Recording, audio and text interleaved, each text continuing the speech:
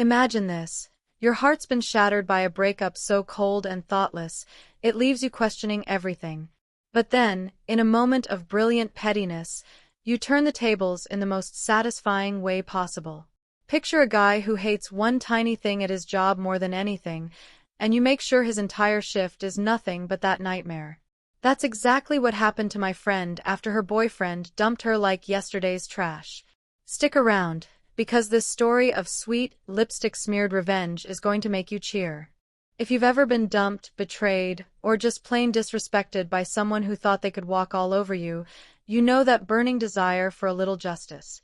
Hit that like button if you're ready to feel that rush of validation, subscribe for more tales of karma striking back, and turn on notifications so you never miss out on these epic revenge stories.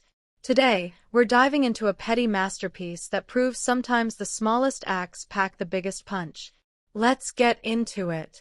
Let me take you back about 15 years, to a time when we were all navigating the messy world of teenage relationships. My friend, let's call her Sarah for this story, was just 17, full of that wide-eyed optimism that comes with first loves. She had this boyfriend, Mike, who seemed okay at first. You know the type, charming enough to win you over, but with those red flags you ignore because you're young and hopeful. They dated for about 6 months, hanging out at school, sneaking kisses in the hallways, sharing those late-night texts that make your stomach flip. But Mike, he had a mean streak hidden under that boyish grin. He'd make little jabs about her looks or her dreams, disguising them as jokes. Sarah would laugh it off, but I could see the hurt in her eyes, that subtle flinch, the way she'd twist her fingers together when he wasn't looking. One day, out of nowhere, he breaks up with her. And not in a decent way, oh no. This wasn't a heartfelt conversation or even a text, though that would have been bad enough back then. He did it in front of his friends at a party, laughing about how she was too clingy and not fun anymore. Her face burned red as his buddies snickered, and she had to hold back tears while pretending it didn't sting like hell. I remember picking her up that night. She slid into my car, mascara streaking down her cheeks, her hands trembling as she clutched her phone. "Why would he do that?" she whispered, her voice cracking like fragile glass. Inside, her mind was a whirlwind, thoughts racing. Was I not good enough? Did I do something wrong? That betrayal hit deep, you know? It's that gut-wrenching feeling of being disposable, like all those shared moments meant nothing to him. We all know it, that powerlessness when someone you trusted flips the script and leaves you humiliated. Sarah spent the next few days curled up in bed, replaying every moment in her head. Her chest felt tight, like a weight pressing down, making it hard to breathe. Food tasted like ash. Sleep was a joke. I'd call her and she'd vent through sobs. He just laughed, like I was a punchline. It was infuriating to watch. Mike, meanwhile, acted like nothing happened. He strutted around school with that smug smirk, high-fiving his pals, probably bragging about being single again. What a jerk. He wasn't some misunderstood bad boy. He was entitled, thoughtless, the kind of guy who thrived on making others feel small to boost his own ego. But here's where it gets interesting. Mike had this part-time job as a dishwasher at a local diner, one of those cozy spots with checkered tablecloths and the smell of fresh coffee wafting through the air. He'd complain endlessly about it to Sarah during their relationship. The worst part, he'd groan, is those damn glasses with lipstick on the rim. It's impossible to scrub off, and it just piles up. He'd mime gagging, his face twisting in exaggerated disgust. Sarah had laughed it off back then, but now? Now it was ammunition. A week after the breakup, Sarah and I were sitting in her room, surrounded by crumpled tissues and half-eaten ice cream tubs. She wiped her eyes and suddenly, a spark lit in them, that shift from victim to avenger. "You know what he hates most," she said, her voice steadying. I nodded, and we locked eyes. In that moment, the plan formed like a storm cloud gathering. We weren't going to confront him or cause a scene. No, this would be subtle, petty, and oh so satisfying. It tapped into that universal craving for justice, when life's unfair, and you just need to even the score, even if it's small. We waited until Saturday morning, his usual shift. The diner was buzzing, clinking silverware, the sizzle of bacon on the grill, waitresses calling out orders with that rhythmic efficiency. Sarah and I walked in, hearts pounding but faces composed. We picked a booth by the window, sunlight streaming in, casting warm glows on the vinyl seats.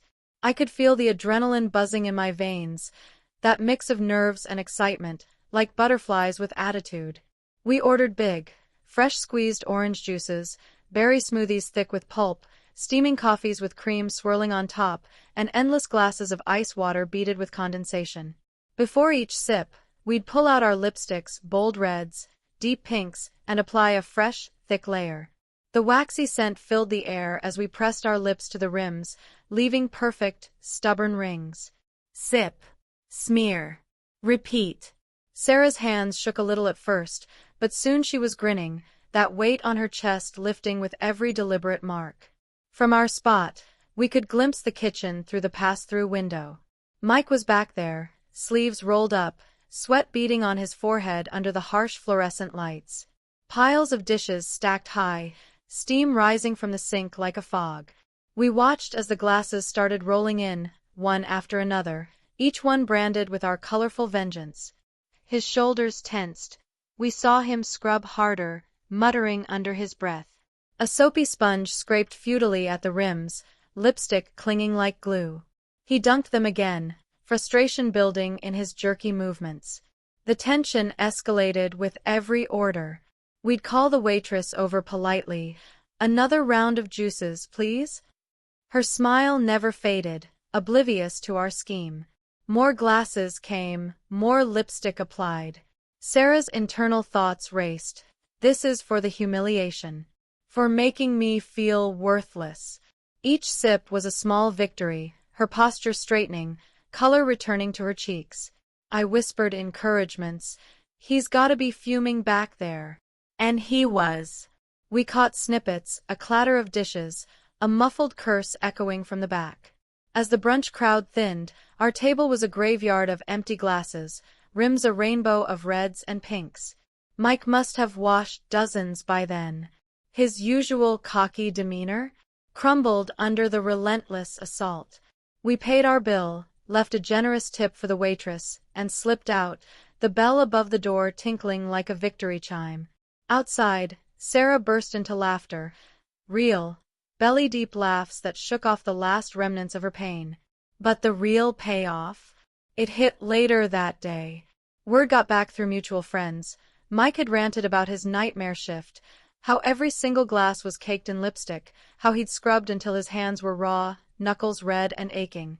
"Who does that?" he'd fumed, slamming his locker.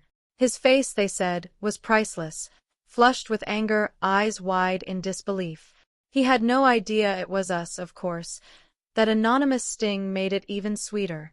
No confrontation, just pure, untraceable pettiness. For Sarah, it was cathartic. As we drove away, she leaned back in the seat, a genuine smile breaking through. "I feel free," she said, her voice light, like a burden had evaporated. That triumph washed over her, validation that she wasn't powerless, that she could strike back in her own way. The betrayal's sting faded, replaced by a warm glow of justice served. Mike.